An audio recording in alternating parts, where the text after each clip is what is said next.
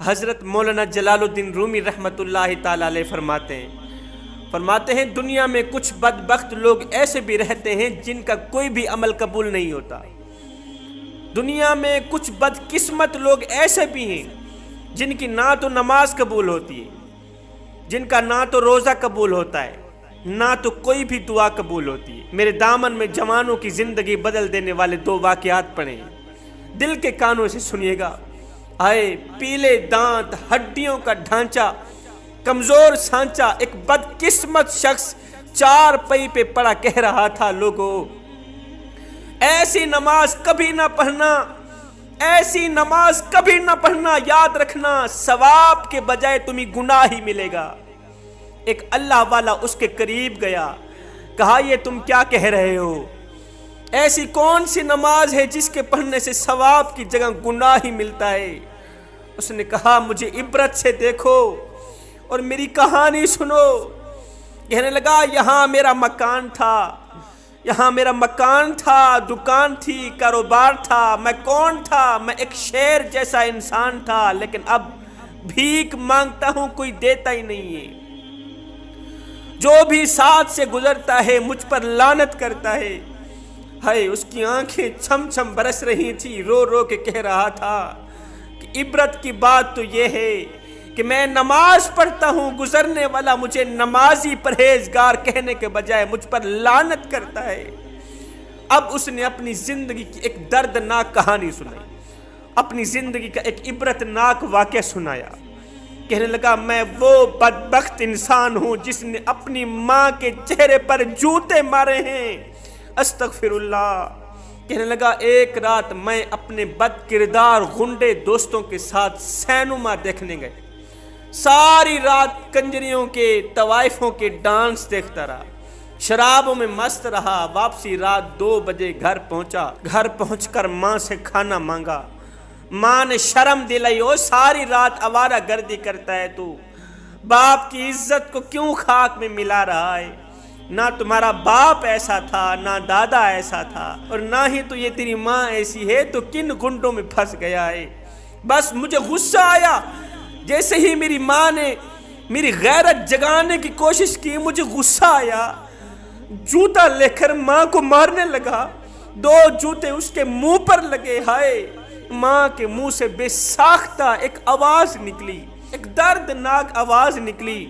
وہ آواز ہواؤں کو پھاڑتی ہوئی، فضاؤں کو پھاڑتی ہوئی، پہلے آسمان کو چیرتی ہوئی، دوسرے آسمان کو چیرتی ہوئی، 7 آسمانوں کو چیرتی ہوئی، اس دردناک آواز نے عرش کو جا ہلایا۔ رو کر کہنے لگی او عرش والے رب، تو نے مجھے اس لیے بچہ دیا تھا کہ آج ماں بیٹے سے جوتے کھا رہی ہے۔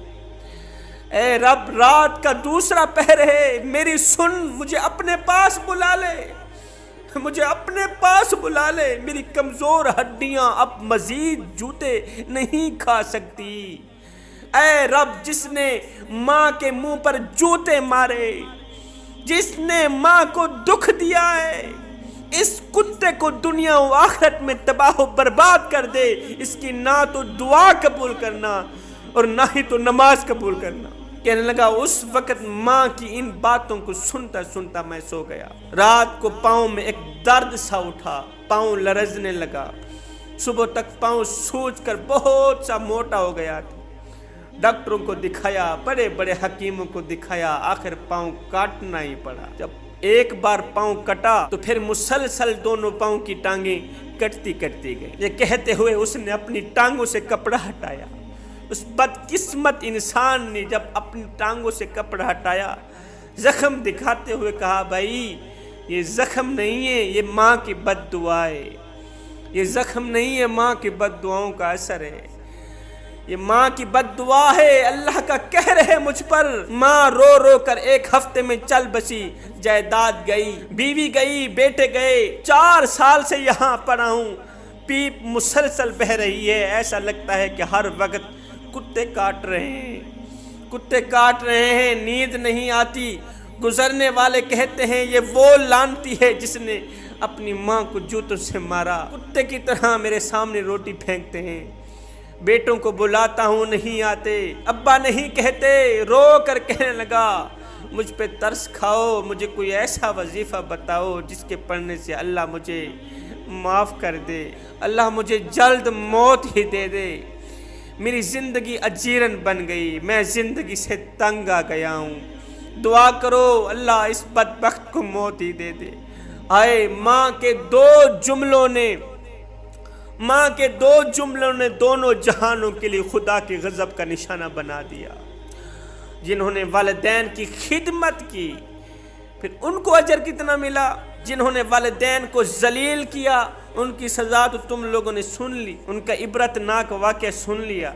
اب جنہوں نے والدین کی خدمت کی، ان کو دنیا و آخرت میں اجر کتنا ملا؟ سنو، ایک نوجوان اپنے والدین کا بڑا ہی ادب کرتا تھا، ہر وقت ان کی خدمت میں مشغول رہتا تھا۔ جب والدین کافی عمر رسیدہ ہو گئے تو اس کے بھائیوں نے مشورہ کیا کہ کیوں نہ اپنی جائیداد کو والدین کی زندگی ہی میں تقسیم کر لیا جائے تاکہ بعد میں کوئی جھگڑا نہ ہو۔ اس نوجوان نے کہا کہ آپ جائیداد اپنے پاس رکھ لیں اور والدین کی خدمت کا کام میرے سپرد کر دیں۔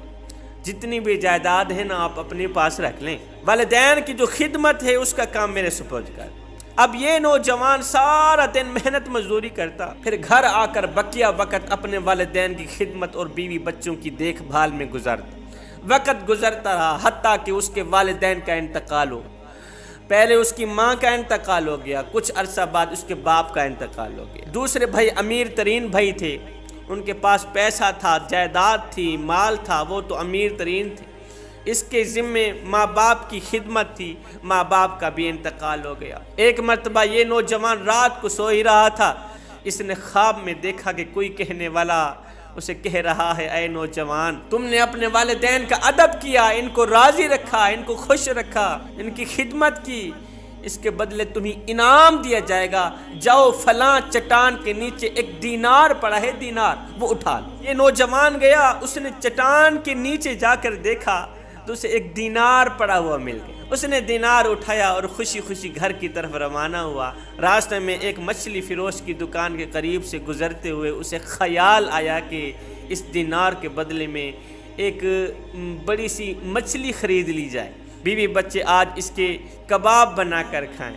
چنانچہ اس نے دینار کے بدلے ایک بڑی مچھلی خرید لی۔ جب گھر واپس آیا تو اس کی بیوی نے مچھلی کو پکانے کے لیے کاٹا، مچھلی کو پکانے کے لیے کاٹنا شروع کیا، پیٹ چاک کیا تو اس میں سے ایک بہت ہی قیمتی ہیرا نکلا۔ نوجوان نے اس ہیرے کو دیکھ کر خوشی سے پھولا نہ سمایا۔ جب بازار جا کر اس ہیرے کو بیچا تو اتنی قیمت ملی کہ وہ دوسرے بھائیوں سے بہت زیادہ امیر بن گیا۔ جب لوگوں نے دیکھا پوچھا، میاں تو کم دنوں میں اتنا جلدی امیر بن گیا ہے، اتنا جلدی امیر بننے کا راز ہی کیا ہے؟ تو وہ نوجوان کہتا تھا، بھائیو جنہوں نے والدین کی خدمت کی وہ دنیا کے بھی امیر، وہ آخرت کے بھی امیر، انہوں نے دنیا بھی حاصل کر لی، انہوں نے آخرت بھی حاصل کر لی۔ میں ہاتھ جوڑ کے عرضی کرتا ہوں خدارا والدین کی خدمت کرنا، یہاں پر میں سونے کی تختی پہ لکھنے والا ایک جملہ دے کے جاؤں گا۔ میں کہنا اتنا چاہتا ہوں، جوانوں زندگی میں کوئی ایسا کارنامہ سر انجام مت دینا، زندگی میں کوئی ایسا کام سر انجام مت دینا کہ تیرے بوڑھے باپ کی عزت والی پگڑی کسی کمینے کے پاؤں تلے نہ روندی جائے۔